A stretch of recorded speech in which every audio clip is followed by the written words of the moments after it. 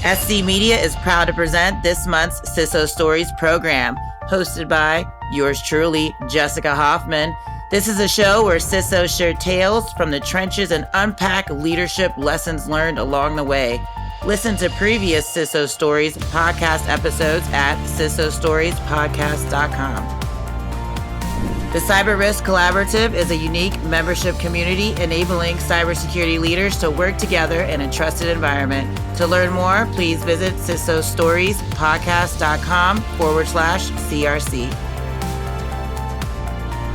Greetings, everyone. Welcome to another week episode of CISO Stories podcast with me, Jess Hoffman, yours truly, your host. Having a great time, so I hope you all too hanging out with me. And today we have Jake Lorz with us from Cintas. You might have heard the company, seen the name here and there, big name. So when I had a chance to talk to you, Jake, I was like, ooh, he probably has a lot of stories to share. So thank you for hanging out with us. How you doing today? Hey, Jess, I'm doing great. Thanks so much for having me. I appreciate it and definitely looking forward to this. Awesome. Well, we're still talking about tool selection for the month of October. So as a prior CISO in other companies and a leader in the cybersecurity space for quite some time, I saw that you were also an instructor for a little while. So you know the importance of getting the right tools, resources, period, into your security program, your organization. Otherwise, it can be a lot of extra stress, and we know we already have a lot of stress as CISOs anyway. So let's see, how do we reduce that, make better decisions? I just want to say before we get started too, you did mention you guys have some dad jokes, so I'm setting the tone for everybody. I expect some dad jokes, sprinkled in here and there. Okay, so feel free to just drop one. It doesn't even have to make sense how you deliver. Okay. Well, let's start off with the relationships. You and I had talked a lot about the business success managers and teams that these vendor software, even support services or professional services, you have the partner or some kind of individual that's usually appointed to kind of handhold throughout the process. And this is something that has come up before, but just relationships, they're so important, period. But when it comes to these tools and the services that we're contracting out with third-party vendors, when is it enough? When is it enough relationship? Is it not enough relationship? Like, how do we measure exactly what we need from them and make sure that we're getting it? Yeah, it's a couple really good questions right there. So you're right, 100%. Most industries and cybersecurity in specific as a subset is heavily relationship focused, right? And as CISOs now today are being challenged with their budgets and they have to provide evidence of value of their tool selection, we start talking about tool rationalization. So how can you be sure that the tool that you selected as part of the technology, people, and process triangle is the right one for your organization? And the best way, in my opinion, to help be sure for that is to have the benefit of like a customer success manager working for that vendor to help ensure that you as a company are getting the full value out of that tool, right? Because all leaders, cyber or IT or otherwise, do not want to invest in a solution, invest in a product only to deploy 10% of it, 20% of it. We want that bar to be a lot higher. We want it to be more like 80%, 90%, fully recognizing it's going to be difficult to get 100% out of any tool, just like out of anything, right? But it's really that customer success manager that you're working with that's going to be able to say, listen, you've deployed whatever this endpoint detection and response system, but you're only getting 50% of the capabilities. Not trying to sell us anything new, really, but hey, you've already invested. Let's try and get another 30%, right? And so it's having that relationship with that vendor, stressing the importance of that customer success manager role, because you as a consumer, as the purchaser of that solution, you're not the expert, right? You might have people on your team that are really well trained in it, but you're not as close to that product as somebody that's actually working for that company. Agreed. And what you just said resonated. We don't need them to sell us anything new. Just help us with the services that we've procured so far and make sure that we're optimizing it. And, we've all had good relationships, not so good relationships with vendors. And I think a lot of it revolves around how willing they were to support us and what already that we had, not necessarily continue. And I came from the private sector. I understand growing business organically and the pressures from sales. But what you just said right there is like so key. Like, let's make sure that we're optimizing what we already have. And that's not always the standpoint or the viewpoint from the sales folks, right? Sure. No shade on sales folks. Yeah, But they yeah, definitely play their role. They play the role, but I mean, the whole sales opportunity that comes at another section of the relationship, right? That sales opportunity is part of what I like to think of as like the quarterly business review, right? So, working with the customer success manager over the last quarter, you have 4 times per year that we have a dedicated touch point to say, all right, this is the tool that you've invested. This is what we're trying to gain benefit from over the last quarter. Let's do a spot check. Did we get all the benefit that we expected? If not, then we can adjust and say, okay, so what are we trying to achieve the following quarter? And then at the end of that conversation, you leave about 10 minutes, maybe 15 minutes, be like, okay, so what new feature functionality are you guys coming out with? What can we start planning for 6 months, 1 year, 18 months down the road, right? So there is definitely that opportunity for like the sales component. The sales folks are definitely a key part of that vendor relationship, right? And we want to have that good relationship, so we have to give them their moment as well. so you meet 4 times a year, quarterly, with all of your vendors. I would say with the key and critical ones, and especially the ones that are potentially in jeopardy. And by that, I mean, when we make an investment, and it's been my standard practice throughout my career, if I make an investment in a new solution, I will only do so on a single year contract because I want to provide and prove to the company that we're getting value out of that before I go into a multi-year discussion, right? So over that first year, it's critical from the relationship perspective to be able to say, yes, we are deriving that value, or yes, we do have the intent to gain more benefit, right? So that's like even though it's a new relationship, it's a relationship that could potentially be in jeopardy because I won't renew at the end of that year if I don't get value.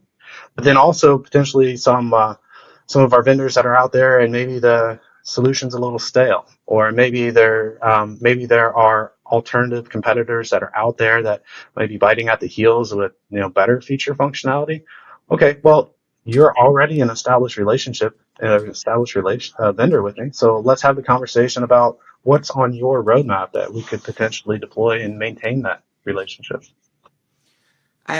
Interesting point too you made about the multi-year contracts. That's pretty common in government. I come from the federal. I spent a lot of time in the federal space, and that's just your base year, option year, 1, 2, 3. That's just kind of Yeah. that's normal standard. But when you do it for only a year, I've worked with companies that only had 1 year, and it was actually pretty difficult too because we weren't able to properly plan out going forward for multi years. So I think there's pros and cons, but from your perspective, what you just said, trying that out. So maybe it's just like a not a trial period, so to speak, but it is, right, kind of like a trial period. It's not even about just like hiring. When you're interviewing, the interviewee is interviewing you as well, right? So I thought that was a good point. But a lot of organizations operate differently. Do you find that there was a pros and cons for doing it for looking at it from a multi-year versus a 1 year contract? Yeah, for sure. I mean, so the biggest pro from a multi-year is typically some type of discount, right? Whether you're 20, 30, 40% off of that multi-year price. Um, but I will say that in today's world, where the majority of software and solutions are provided by cloud SaaS, it's a lot easier to implement a 1 year SaaS solution and then rip that out in favor of a competitor that could probably do better or potentially do better. So you're not as locked in, I guess, as you used to be, say, 10 years ago or so, where you acquired a license, it could potentially be capitalized, and now you're kind of locked in because it's an investment that you've made. As everything's pivoted to a subscription basis, it makes it easier to kind of do that trial run. And again, you don't have to get full value in that first year, but you have to be able to show that the intent is there from the solution provider, from that vendor, to help you as an organization obtain critical value. So I'm gonna ask you a question we need to talk about, and Yeah, sure. I know that you're gonna answer it. You're gonna be great. Um, you just said about when you purchase a tool and during the trial, or just, I think this goes for anything. We don't need to like start 100%, implement all the different features, right? We're going to do some kind of phased approach, and that's pretty standard. Um, Yeah. Hold on, I see it trying to connect. Okay, hold on. Pause there. I'm gonna come back. Yes. So my question to you, Jake, is when you're rolling out these tools and the different services throughout different phases, do you utilize your governance process, whatever that's called, as far as, taking the new feature to a governance review board, look at the business requirement, technical, logical, physical, all that implications to the existing plus future?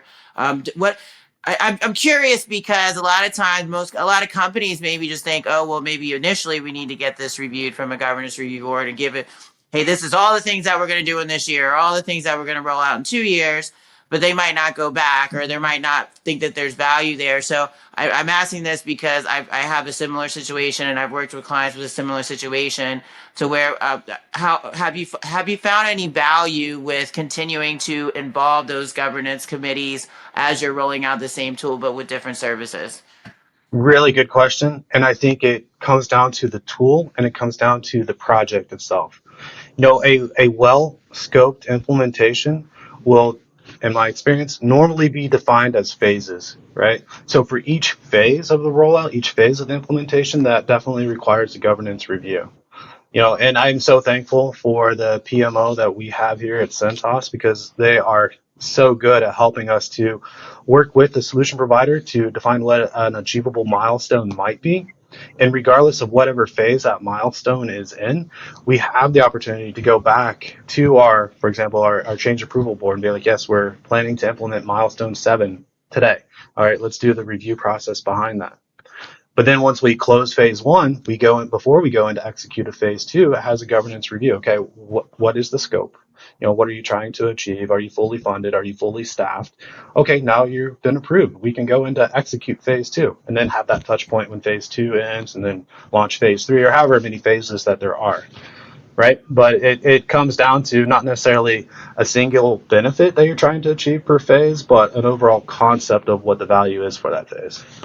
And I know I'm speaking in vague terms at this point, but just from a high level project perspective and governance perspective, that's how we typically like to think about it.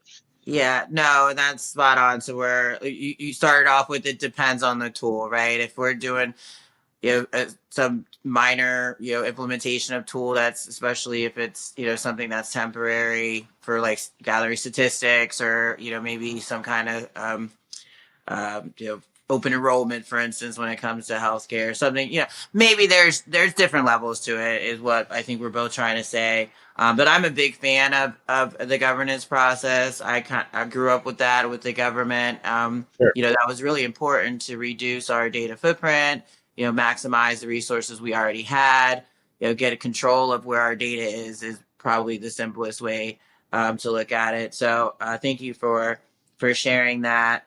I mean, even the governance perspective when it comes to tool selection, a really good governance program helps you avoid staff burnout as well. It helps to ensure that you have enough people to do the tasks, right? That you're not overloading your team.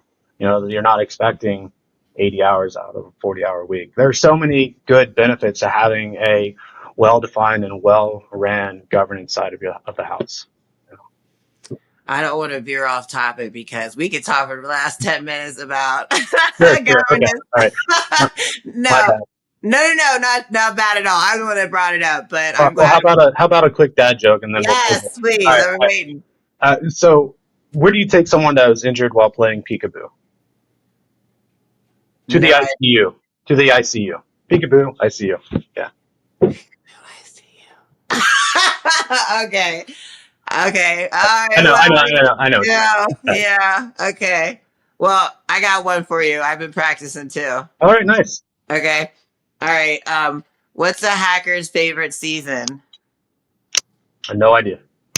Fishing. Fishing, makes sense. Yeah. Real men.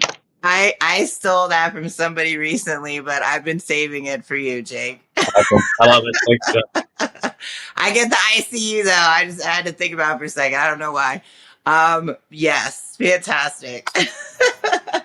So I was talking to a previous guest about something that we do in the government a lot, but you're obviously in a huge worldwide corporation, $1 billion industry.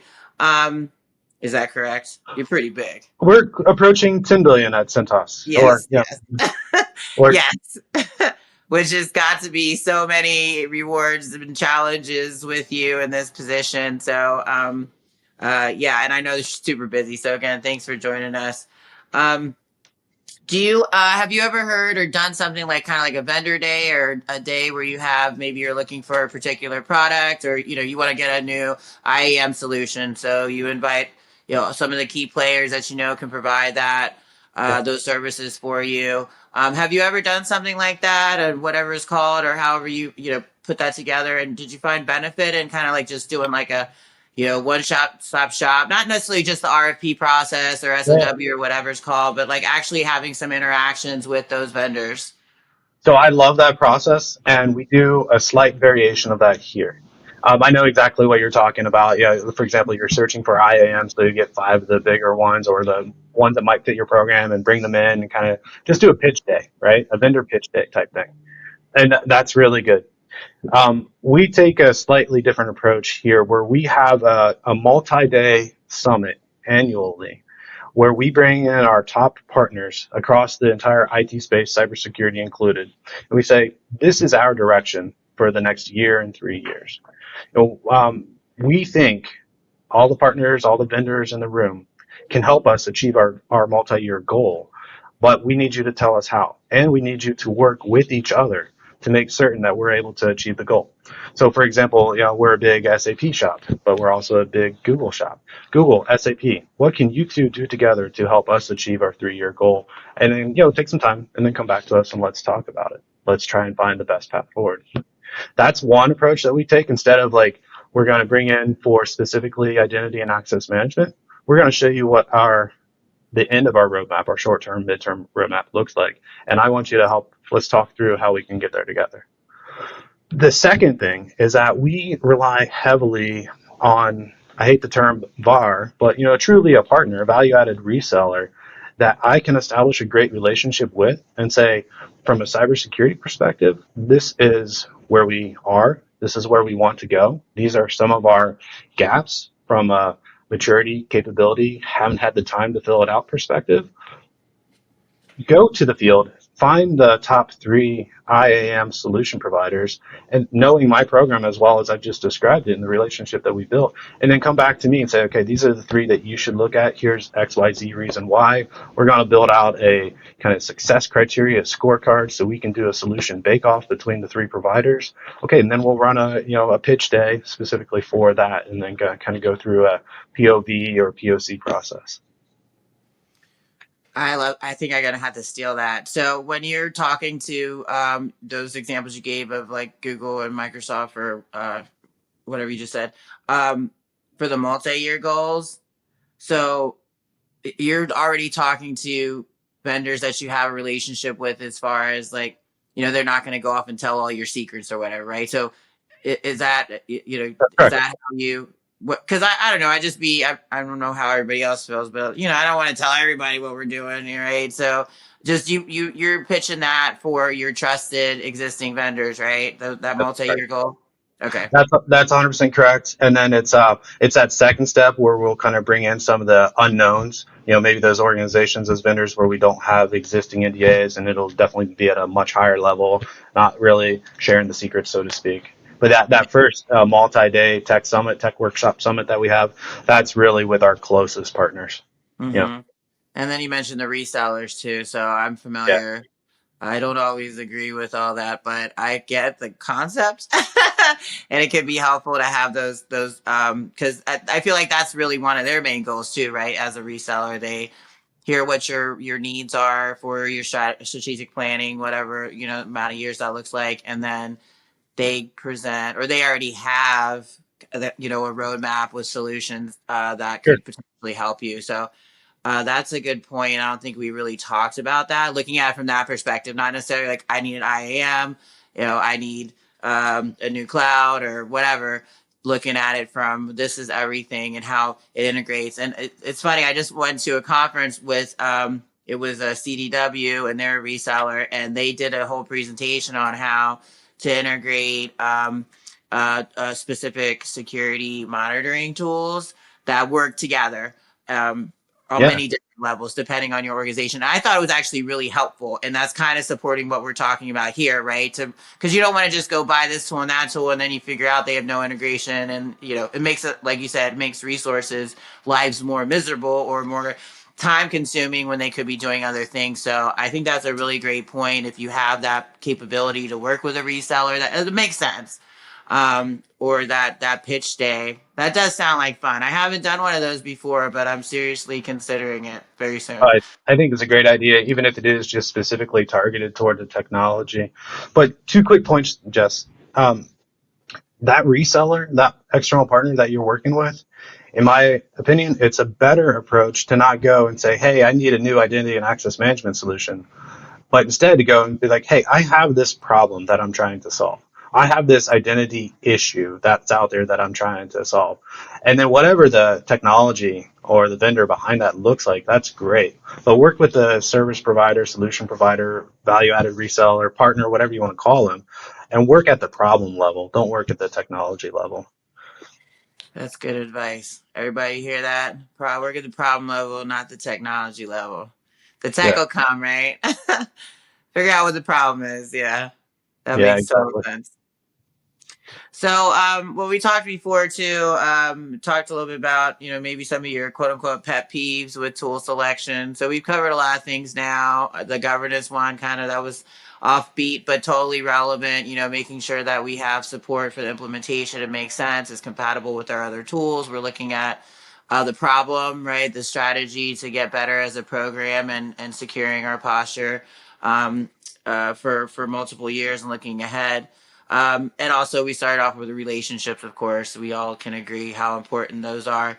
But are there any other, like, maybe pet peeves or challenges you've seen over the years that you were able to turn into positives, or maybe even use some of the things we just mentioned to, make those pet peeves go away, so to speak?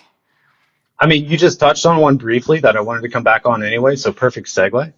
One of my bigger pet peeves, and let me start over. I just totally lost my train of thought, but you did touch on it. Where were we going? Oh, yeah. Okay. Let me Wait, start over. relationships? Hold up. Yeah. Yeah, thanks. You actually just touched on one of my larger pet peeves. So I wanted to come back to it. And that is different solutions that don't natively work together, even if it's some type of, you have to kind of cram it in. So I don't want to build out a security tech stack where all of my tools are independent. If I can't have a common pane of glass in order to be able to tell a story about a security event and then gather the artifacts and then create an executive level report out of it, or even a detailed summary report out of it, then I don't want your solution in my stack. And again, thankfully, due to a lot of the kind of more the open API standards now, and due to a lot of security professionals and leaders taking the stance and saying, I'm not buying a one-off siloed solution anymore. I think a lot of the vendors out in the space have recognized that, right? And they're trying to create this interoperability, this integration capability. A lot of the new solutions that you're going out to source, especially again more on the SaaS side, they have these pre-configured integrations readily available. Like it's in their own little store or a marketplace. You just click the install button, which makes it super easy from a project governance, going back to that, from a implementation team, in order to get quick value out of the solution. If they can already integrate into my existing stack in my environment, that's an easier sell internally.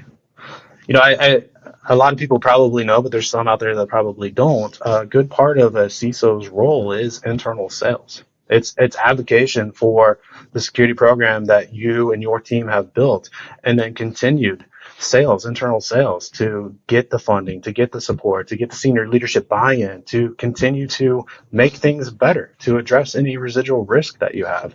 So if a vendor is out there and telling me, hey, take my solution to cover whatever problem you have, like we've already talked about, and I integrate into your existing portfolio of solutions, and I don't overlap other solutions, so there's that rationalization component.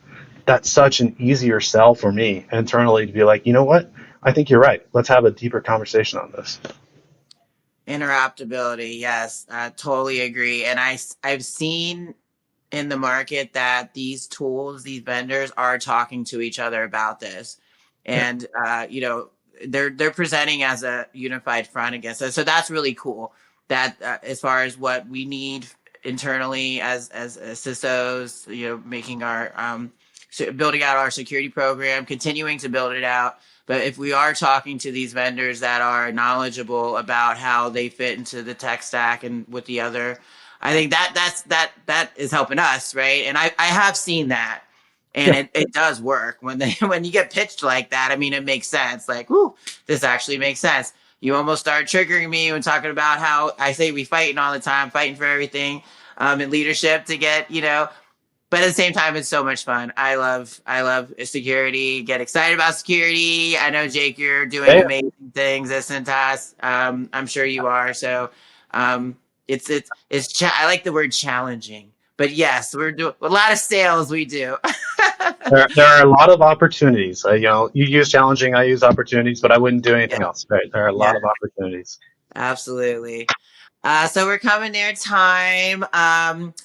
Just wanted to ask you if you maybe wanted to, again, we covered quite a few things, summarize a lot of things there. I think as listeners, they should be able to, pull out quite a few things. I mean, maybe some that resonate more and take offline and hopefully implement to make their company better. Was there anything else you wanted to leave folks with?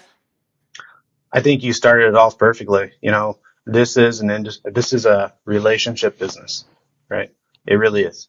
And the ability to have a good relationship with your third party vendors, your third party partners, your service providers, the resellers will only make things easier for you to address all those opportunities. And then if you don't mind, I'll give you one more dad joke. Please. All right, seeing as it's Halloween season coming up, why did the zombie take a nap? I don't know. Because he was dead tired. Oh, I like that one. I'm going to use that one. That was good. Um, so tell us too, Jake. I always like to ask my listeners or my guests this. What advice, Jake, would you give your 18-year-old self? Just keep going. Don't ever give up. Don't ever stop. Grind it out. There's a lot of value into hard work, and you don't always have to be the most talented, but if you don't give up, you'll succeed. Hashtag grind it out. Great advice, Jake, all around. Thanks so much for joining us. You can check him out on LinkedIn, although you haven't accepted my LinkedIn yet, Jake, but I'm confident you're going to do that now. I'll get to that today. I swear. You do that today. Okay. Well, thank you for everything you're doing out in the industry. We really appreciate you and coming on the show and just everything you do and your professional perspective, personal teaching, all that good stuff, giving back to the community. So thanks so much, Jake. We appreciate you. Oh, thanks so much, Jess. I appreciate being on. Thanks. Thank you for tuning in for this week's episode of the CISO Stories podcast. Please subscribe to the CISO Stories podcast and you will receive a new story each Tuesday at 10 a.m. Eastern Standard Time. We'll see you next week for a new episode. Thanks for joining.